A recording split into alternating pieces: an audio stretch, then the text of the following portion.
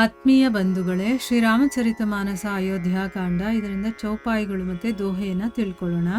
ಲಖನಹಿ ಭೇಂಟಿ ಪ್ರನಾಮ ಕರಿ sir ಧರಿ ಸಿಯ ಪದ ಧೂರಿ ಚಲೆ ಸಪ್ರೇಮ ಅಸೀಸ್ ಸುನಿ ಸಕಲ ಸುಮಂಗಲ ಮೂರಿ ಸಾನುಜ ರಾಮ ನೃಪಹಿ ಸಿರ್ ನಾಯಿ कीन्ही बहुत विधि विनय बढ़ाई देव दया बस बड़ दुख पायवु सहित समाज कान नहीं आयवु पुर पगु धारिय देई असीसा कीन्ह धीर दरी गवनु महिसा मुनि महिदेव साधु सन माने बिदा किए हरि हर सम जाने सासु समीप गए दोवु भाई फिरे बंदी पग आशिष पाई कौशिक बामदेव जाबाली पुरजन परिजन सचिव सुचाली जथा जोग करी विनय प्रणामा बिदा किए सब सानुज रामा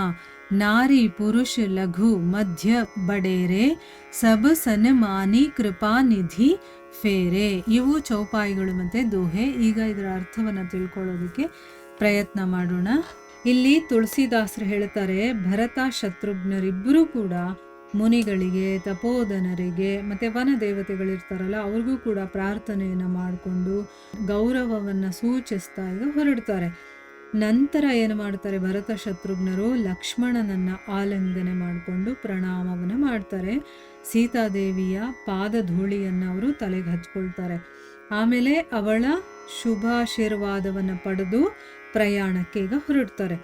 ಶ್ರೀರಾಮ ಲಕ್ಷ್ಮಣನ ಜೊತೆ ಜನಕ ಮಹಾರಾಜರಿಗೆ ವಂದನೆ ಮಾಡ್ತಾ ಅನೇಕ ರೀತಿಯಿಂದ ಅವರಿಗೆ ವಿನಂತನೆ ಮಾಡ್ಕೊಳ್ತಾನೆ. ಅಂದರೆ ಪ್ರಾರ್ಥನೆ ಮಾಡಿಕೊಂಡು ಹೊಗಳಿ ಈ ರೀತಿ ಹೇಳ್ತಾನೆ, ಪೂಜ್ಯರೇ, ನೀವು ನಮ್ಮ ಮೇಲೆ ದಯೆ ಇಟ್ಟು ಪರಿಹಾರ ಸಹಿತ ಕಾಡಿಗೆ ಬಂದು ಅನೇಕ ಕಷ್ಟಗಳನ್ನು ಕೂಡ ಅನುಭವಿಸ್ಬೇಕಾಯ್ತು. ಈಗ ನಮ್ಮನ್ನು ಆಶೀರ್ವಾದ ಮಾಡಿ ನೀವೆಲ್ಲ ನಗರಕ್ಕೆ ದಯಮಾಡಿಸಿ, ಅಂದರೆ ಈಗೆಲ್ಲ ಹೊರಡಿ ನೀವು ಅಂತಂದ್ಬಿಟ್ಟು ಹೇಳ್ತಾ ಇದ್ದಾನೆ.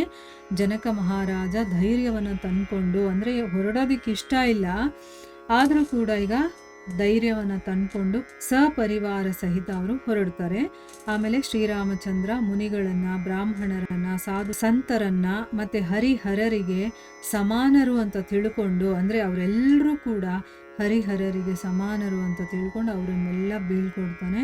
ಮತ್ತು ರಾಮ ಲಕ್ಷ್ಮಣರಿಬ್ಬರೂ ಕೂಡ ಸುನಯನಾ ದೇವಿಯ ಹತ್ರ ಬಂದು ಆಕೆಯ ಚರಣಗಳಿಗೆ ನಮಸ್ಕಾರ ಮಾಡಿ, ಅಂತಂದರೆ ಜನಕ ಮಹಾರಾಜನ ರಾಣಿ ಇದ್ದಾಳಲ್ಲ ಸುನಯನ, ಅಂದರೆ ಸೀತಾದೇವಿಯ ತಾಯಿ, ಅವಳಿಗೆ ಬಂದು ನಮಸ್ಕಾರ ಮಾಡಿ ಆಶೀರ್ವಾದವನ್ನು ಪಡ್ಕೊಂಡು ಮತ್ತೆ ವಾಪಸ್ ಹೋಗ್ತಾರೆ.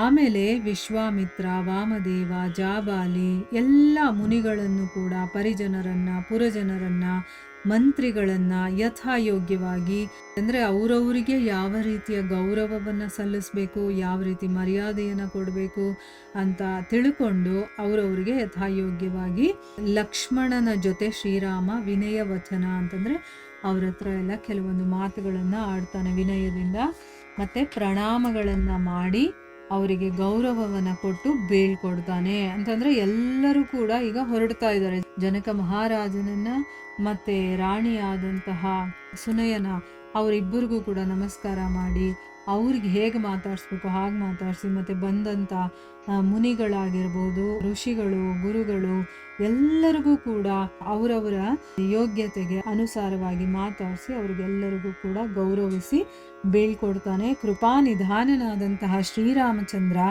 ಚಿಕ್ಕವರು, ನಡುಕಲರು, ದೊಡ್ಡವರು, ಹೀಗೆ ಎಲ್ಲ ಸ್ತ್ರೀ ಪುರುಷರನ್ನು ಕೂಡ ಸಮ್ಮಾನಿಸಿ ಕಳಿಸ್ಕೊಡ್ತಾನೆ.